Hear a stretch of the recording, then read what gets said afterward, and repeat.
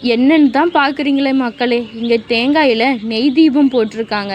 எதுக்காசுரனா வேண்டுதல் நிறைவேறணும்னு இங்கே போட்டிருக்காங்க. வேண்டுதல் நிறைவேறணும்னா தேங்காயில் நெய் தீபம் ஏற்றி வழிபடுறது ஸ்ரீ சென்னம்மாள் கோயிலில் ஒரு வழிபாடாகும். இது எங்கே இருக்குன்னு பார்க்குறீங்கன்னா, சேலத்தில் இருக்க தாரமங்கலத்துலேருந்து போனோம்னா ஒரு வெள்ளக்கல்பட்டின்னு ஒரு ஊருக்குள்ளே இருக்கிற ஸ்ரீ சென்னம்மாள் கோயிலுங்க. இங்கே முதல்ல விநாயகரை சந்தித்து விட்டு தான் அடுத்தது 4 நாகதேவிகளையும் சந்தித்து விட்டு தான் மூலஸ்தானத்துக்கே போகணுங்க. ஸ்ரீ சென்னம்மாள் கோயில் மிகவும் சக்தி வாய்ந்த அம்மன்க. அதுக்கப்புறம் என்னென்னா, இங்கே ஏன் முகத்தை மூடிட்டு வழிபாடு பண்ணுறாங்க, மந்திரம் சொல்கிறாங்க அப்படின்னு நீங்கள் கேட்கலாங்க.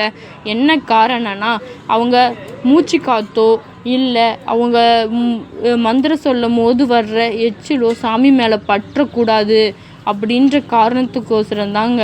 அது சாமிக்கு கோபம் வந்துடும் அப்படின்ற காரணத்துக்கோசரம் அவங்க முகத்தில் துணி கட்டிக்கிட்டு தாங்க பண்ணுவாங்க. இது காலங்காலமாக நடந்துட்டு வந்துட்டுருக்க ஒரு வழிபாடுங்க.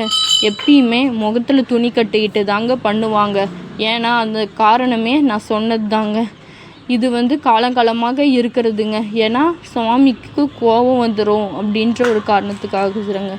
அடுத்தது நீங்கள் பார்த்துட்ருக்குது நாகம்மா தேவிங்க. 4 பேரும் நாகம்மா தேவி வீற்றில் இருக்கிறாங்க. அடுத்தது எலுமிச்சை பழத்தை அறுத்து இங்கே வழிபடுறது கிடையாதுங்க. அறுத்து வழிபட்டா ஒரு தெய்வ குத்தங்க, சுவாமிக்கு ஆகவே ஆகாதுங்க. எப்பயுமே எலுமிச்சை பழம் அறுக்கிற வழக்கமே கிடையாதுங்க. இப்போ நாகதேவிகளுக்கான வழிபாடு நடந்துட்டுருக்குங்க. இங்கேயுமே தீபம் வச்சா 3 இடத்துலையுமே தெய்வம் வச்சு வழிபடணுங்க. அதுதாங்க சாஸ்திரம். அதுக்கப்புறம் நம்ம மூலஸ்தானாதிபதியான சென்னம்மாவை தரிசிக்க போகலாங்க. இது சாமியோட என்ட்ரன்ஸ், கோயிலோட என்ட்ரன்ஸுங்க. உள்ளே போனால் நம்ம மூலஸ்தானாதிபதியான ஸ்ரீ சென்னம்மாவை தரிசிக்கலாங்க. இது ஒரு குலத்தோட சாமினாலும் எல்லா மக்களும் வழிபடலான்னு சொல்லியிருக்காங்கங்க. மாதத்தில் 2 முறையான பௌர்ணமி அமாவாசைக்கு மட்டும்தாங்க இந்த கோயில் திறந்திருக்கும். அது இல்லாமல் இந்த கோயிலில் எப்பயுமே தை மாதம் மட்டும்தான் சிறப்பு வழிபாடு நடைபெறுங்க. அந்த நாளில் வழிபட்டிங்களா இன்னும் நல்லதாக இருக்குங்க. எப்பயுமே நீங்கள் மாதம் தை, அமாவாசை, பௌர்ணமி, தை 1 இது 3 நாளில் எந்த நாள் வந்தீங்கனாலும் ரொம்ப சிறப்பாக இருக்குங்க. மாதம் 2 முறை கோயில் திறந்துருக்குங்க. வருஷத்துக்கு தை 1 சிறப்பாக இருக்குங்க. வாங்க சுவாமியை தரிசிக்கலாம். வாங்க விரைவாக போய் சுவாமி தரிசித்து வரலாம்.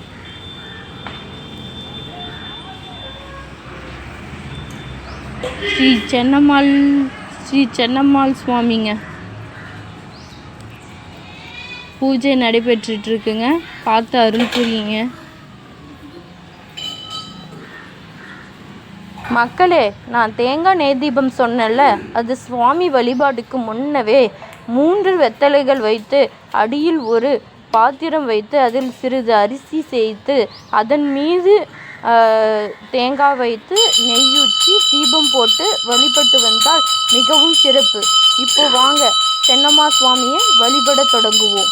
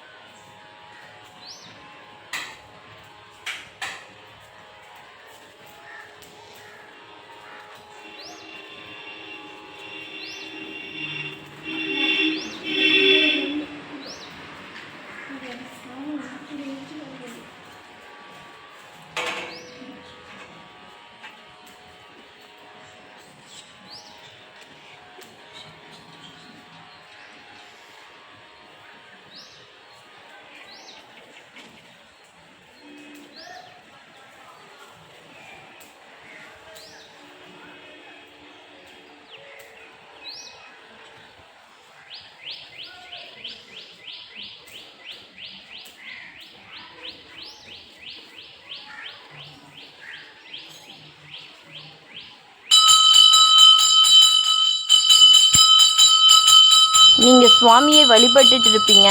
அது மட்டுமல்ல, இந்த சுவாமியின் தலவரலாறு உங்களுக்கு வேண்டும்னா நீங்கள் ஸ்ரீ சென்னம்மாள் துணை ஹிஸ்ட்ரி அப்படின்னு கமெண்ட்டில் சொன்னீங்கன்னா நான் உங்களுக்கு இந்த சுவாமியின் தலவரலாறு அடுத்த வீடியோவில் உங்களுக்கு மறக்காமல் போட்டு விடுறேன். மறக்காமல் கமெண்ட் பண்ணுங்கள். சுவாமி வழிபட்டீர்களா? சுவாமியை வழிபட்டதுக்கு பின் மறக்காமல் உங்கள் நினைத்த காரியம் நடக்க வேண்டும்னா தேங்காயில் நெய் தீபம் போட்டிங்கன்னா உங்கள் நினைத்த காரியம் கண்டிப்பாக நடைபெறுங்க.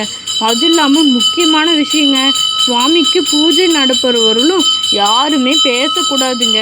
அமைதியாக இருக்கணுங்க. பேசினா சுவாமிக்கு சுத்தமாக பிடிக்காதுங்க. அப்படின்றது காலங்காலமாக பின்பற்றிட்டு வர ஒரு ஐதீகங்க. யாரும் பேசிடாதீங்க. தப்பி தவறி கூட பேசிடாதீங்க.